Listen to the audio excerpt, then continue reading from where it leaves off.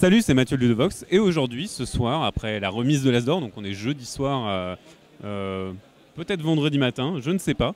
Mais en tout cas, on est avec Florent et Thomas qui sont les co-auteurs, donc les auteurs tous les deux, de Omega, le rituel, The Ritual en anglais.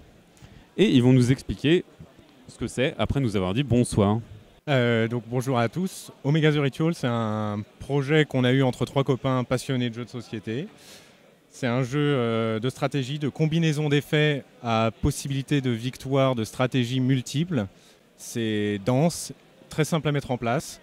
Et pour faire un petit pitch de ce qu'est l'univers c'est un peu sombre, un peu dark. C'est dans les sociétés secrètes. Le but, c'est d'intégrer la société secrète de l'Omega qui, tous les 100 ans, intègre un nouveau membre. Donc les joueurs se disputent cette place.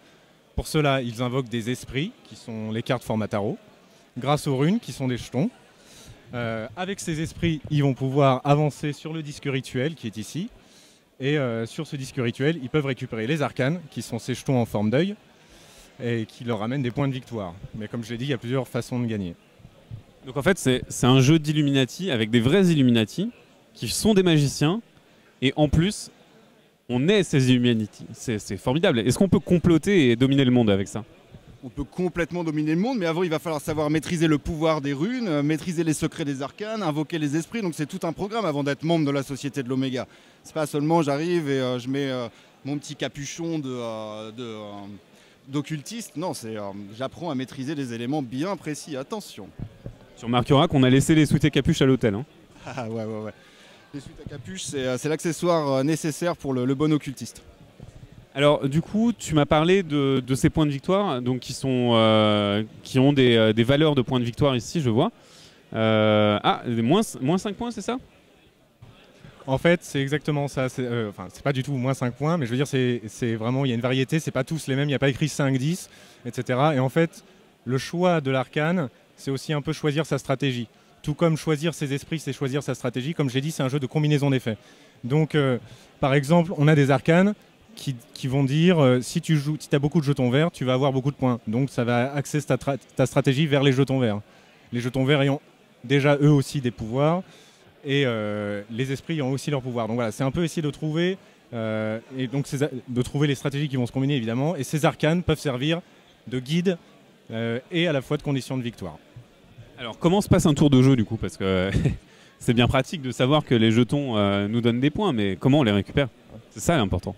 Alors en fait, déjà, l'idée ça va être de tourner sur le disque, de tourner le plus vite possible sur le disque pour récupérer les arcanes. À chaque tour, on va invoquer des esprits qui vont avoir un chiffre ici qui est le chiffre du disque et qui va nous permettre d'avancer sur le disque. Lui en l'occurrence, Dédale, à la fin de chaque tour, il me fait avancer de 4 sur le disque. Voilà.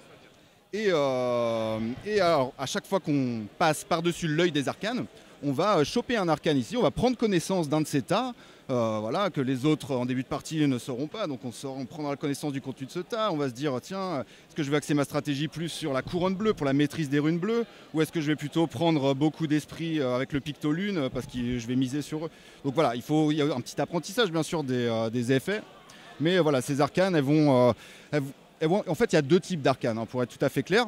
Il y a les arcanes de puissance, comme la couronne bleue qu'on vient de voir, qui sont des effets, des pouvoirs qu'on va pouvoir combiner avec d'autres esprits, combiner avec les runes. Et puis il y a les arcanes de victoire qui sont des points, alors parfois des points bêtes et méchants comme ce 9, mais il y a aussi des points comme il a montré tout à l'heure, en fonction du nombre de runes d'une certaine couleur, en fonction de plein d'autres paramètres que vous découvrirez. Et du coup, ces esprits, est-ce qu'ils reviennent tous les tours ? Et là, je vois qu'ils ont des pictogrammes. Qu'est-ce que ça fait exactement ? Alors ces esprits, déjà comme on l'a vu, ils nous permettent d'avancer sur le disque. Ensuite, ils ont tous un pouvoir, donc il y a des pouvoirs qui s'activent à chaque tour. Il y en a d'autres qui sont des pouvoirs flash, donc des pouvoirs ponctuels. Et puis ils ont aussi ce curieux deuxième chiffre qui est le chiffre du serpent qui est fondamental puisqu'en fait ces deux chiffres vont un peu symboliser les deux stratégies possibles dans le jeu, à savoir celui-ci avancer très vite sur le disque et celui-ci recycler des runes.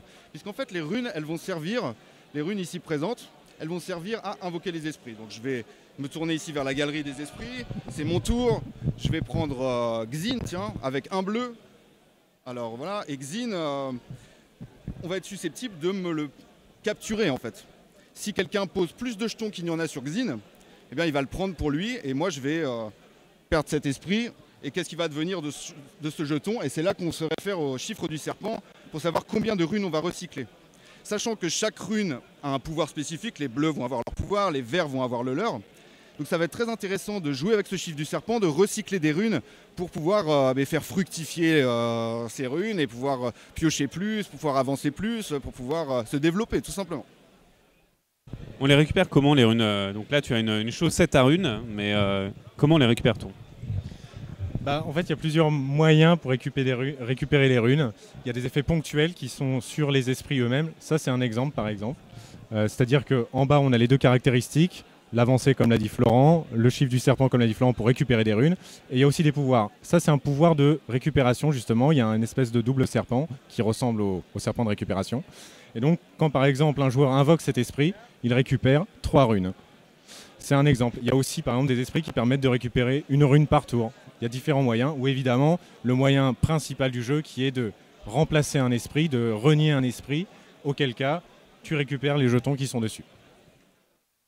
Du coup, on ne peut pas avoir autant d'esprits qu'on veut à la fois, bien sûr, sinon ça serait trop fort et ça irait trop vite. On peut avoir 4 esprits maximum, et à l'issue de ces 4, si on en prend un 5e, on va être obligé d'en renier un.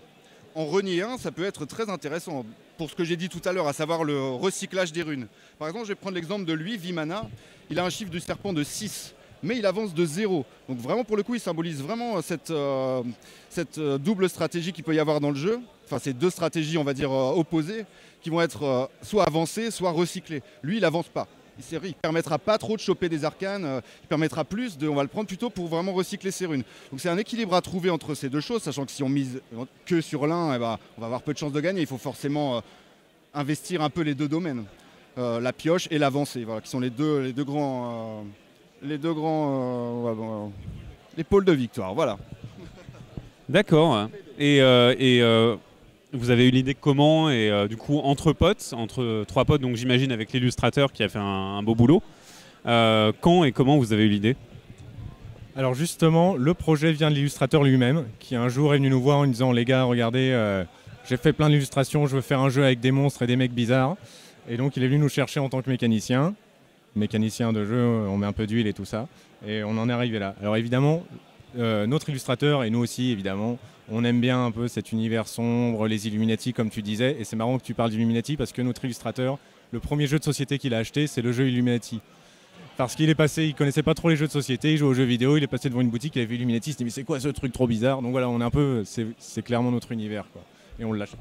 Avec les fameux nazis sud-américains qui volent la victoire à tout le monde.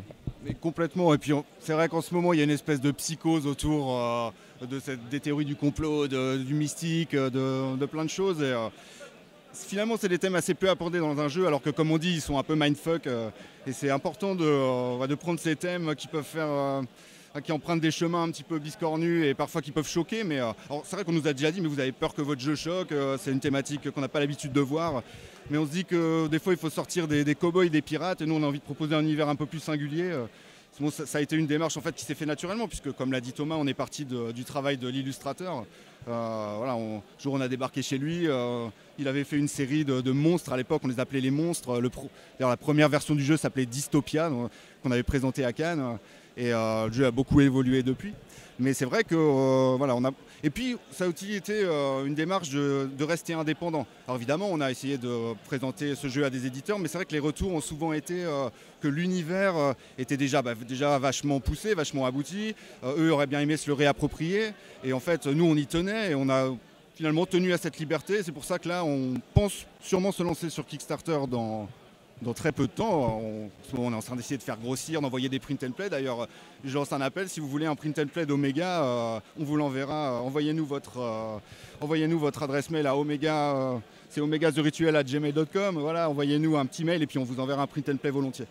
Et puis, donc là, on en est à ce stade, on essaie de constituer un peu une petite fanbase, d'avoir des retours. C'est pour ça qu'on est ici présent sur le off aussi, pour le montrer aux gens. On espère que si ça se passe bien, il existe un jour. Il existe déjà dans nos cœurs. Et du coup, donc c'est pour 2 à 4 joueurs, a priori, on va dire 12, 14 ans et plus. Et une partie dure combien de temps? Alors une partie dure en moyenne 1 heure. C'est vrai que quand on joue en duel, c'est un côté un peu plus rapide, évidemment, plus compétitif. même si on veut que le jeu soit compétitif en multijoueur aussi. Donc voilà, on va dire à 2 joueurs ça va durer 30-40 minutes, à 4 joueurs ça durera plutôt 1h30. Mais donc voilà, 1 heure en moyenne. Et du coup, les paravents servent à cacher nos runes parce que nos adversaires ne savent pas sur quoi on mise, c'est ça? Les paravents, mais quelle infamie, les pyramides. Donc la pyramide, c'est là que tu caches tes runes, bien sûr. Et à chaque fois que tu récupères des runes, que tu recycles des runes, tu les remets toujours dans ta pyramide. Et c'est très important que tes jetons soient cachés, puisque on n'a évidemment pas envie que l'adversaire sache si on joue plutôt vert, si on joue plutôt bleu, si on joue plutôt rouge. Donc on va essayer de cacher tout ça, évidemment. C'est vrai qu'effectivement, il n'y a pas de paravent sur le billet de 1 $ des États-Unis. D'accord. Bon, bah écoutez, merci beaucoup pour votre bonne humeur et puis pour votre jeu qui a l'air très sympa, ma foi.